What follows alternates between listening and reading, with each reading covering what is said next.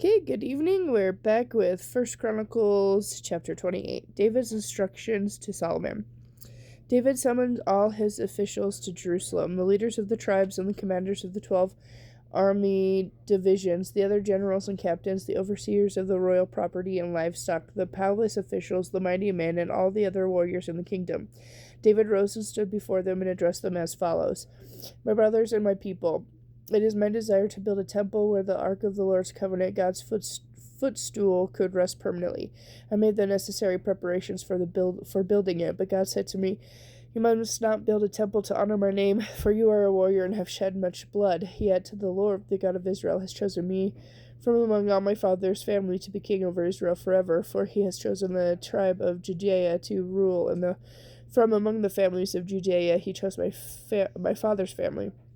And from among my father's son the Lord was pleased to make me king over all Israel, and from among my sons, for the Lord has given me many children. He has chosen Solomon to succeed me on the throne of his kingdom of Israel. He said to me, Your son Solomon will build my temple and its courtyards, for I have chosen him as my son, and I will be his father. If he continues to obey my commandments and regulations as he does now, I will make his kingdom last forever. So now, with God as our witness, I give you this change for all Israel, the Lord's assembly. Be careful to obey all the commands of the Lord your God, so that you may possess this good land and leave it to your children as a permanent inheritance. And Solomon, my son, get to know the Lord of your ancestors. Worship and serve him with your whole heart and with a willing mind. For the Lord sees every heart and understands and knows every plan and thought. If you seek him, you will find him, but if you forsake him, he will reject you forever. So take this seriously. The Lord has chosen you to build a temple as a sanctuary. Be strong and do the work. Then David gave Solomon the plans for the temple and its surroundings, including the treasuries, the upstairs rooms, the inner rooms, and the inner sanctuary where the ark's cover, the place of atonement, would be kept. David also gave Solomon all the plans he had in mind for the courtyards of the Lord's temple, the outside rooms, the treasury of God's temple, and the rooms of the dedicated gifts. The king also gave Solomon the instructions concerning the work of the various divisions of the priests and the Levites in the temple of the Lord, and he gave specifications for the items in the Lord's temple which were to be used for worship and sacrifice. David gave instructions regarding how much gold and silver should be used to make the necessary items. He told Solomon the amount of gold needed for the gold lampstands and lamps, and the amount of silver for the silver lampstands and lamps, depending on how much each would be used. He designated the amount of gold for the table on which the bread of the presence would be placed, and the amount of silver for other tables. David also designated the amount of gold for the solid gold meat hooks used to handle the sacrificial meat, and for the basins, pitchers, dishes, as well as the amount of silver for each dish. Excuse me, I apologize. Finally, he designated the amount of refined gold for the altar of incense and for the gold cherubim whose wings were stretched out over the ark of the Lord's covenant. Every part of this plan, David told Solomon, was given to me in writing from the hand of the Lord. Then David continued, Be strong and courageous, do the work. Don't be afraid or discouraged by the size of the tasks, for the Lord God, my God, is with you. He will not fail you or forsake you. He will see to it that all the work related to the temple of the Lord is finished correctly. The various divisions of priests and Levites will serve the temple of the God. Others with skills of every kind will volunteer, and the leaders of the entire nation are at your command.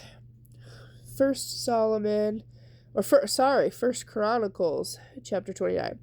Gifts for building the temple. Then King David turned to the entire assembly and said, My son Solomon, whom God has chosen to be the next king of Israel, is still young and inexperienced. The work ahead of him is enormous, for the temple he will build is not just another building. It is for the Lord God himself. Using every resource at my command, I have gathered as much as I could for the building of the temple of my God. Now there is enough gold, silver, bronze, iron, wood, as well as great quantities of other precious stones, costly jewels, and all kinds of fine stone and marble. And now, because of my devotion to the temple of my God, I am giving you all my private treasures of gold and silver to help with the construction. This in addition to the building materials I have already collected. Excuse me while I turn the page. For his holy temple. I am donating more than 112 tons of gold from Ophir and over 262 tons of refined silver to be used for overlaying the walls of the buildings and for the other gold and silver work to be done by the craftsmen. Now then, who will follow my example? Who is willing to give offerings to the Lord today? Then the family leaders, the leaders of the tribes of Israel, the generals and the captains of the army, and the king's administrator officers all gave willingly. For the construction of the temple of God, they gave almost 188 tons of gold, 10,000 gold coins, about 375 tons of silver, about 675 tons of bronze, and about 3,750 tons of iron. They also contributed numerous precious stones which were deposited into the treasury of the house of the Lord under the care of Jael, a descendant of Gershon. The people rejoiced over the offerings, for they had given freely and wholeheartedly to the Lord, and King David was filled with joy. David's prayer of praise. Then David praised the Lord in the presence of the whole assembly. O Lord, the God of our ancestor Israel, may you be praised forever and ever. Yours, O Lord, is the greatness, the power, the glory, the victory, and the majesty. Everything in the heavens and on earth is yours, O Lord, and this is your kingdom. We adore you as the one who is over in all things. Riches and honor come from you alone, for you rule over everything. Power and might are in your hands, and it is your discretion that people are made great and given strength. O our God, we thank you and praise you, your glorious name. But who am I, and who are my people, that we could give anything to you? Everything we have has come from you, and we give you only what you have already given us. We are here for one moment, visitors and strangers in the land as our ancestors were before us. Our days on earth are like a shadow, gone so soon without a trace. O God, O Lord our God, even these materials that we have gathered to build a temple to honor your holy name come from you. It all belongs to you. I know, my God, that you examine our hearts and rejoice where you find integrity there. You know I have done all this with good motives, and I have watched your people offer their gifts willingly and joyfully. O Lord, the God of our ancestors, Abraham, Isaac, and Israel, make your people always want to obey you. See to it that their love for you will never changes. Give my son Solomon the wholehearted desire to obey all your commands, decrees, and principles, and to build this temple for which I have made all these preparations. Then David said to the whole assembly, give praise to the Lord your God. And the entire assembly praised the Lord, the God of their ancestors, and they bowed low and knelt before the Lord and the king. Solomon named as king. The next day they brought 1,000 bulls, 1,000 rams, and 1,000 male lambs as burnt offerings to the Lord. They also brought drink offerings and many other sacrifices on behalf of Israel. They feasted and drank in the Lord's presence with great joy that day. And again they crowned David's son Solomon as their new king.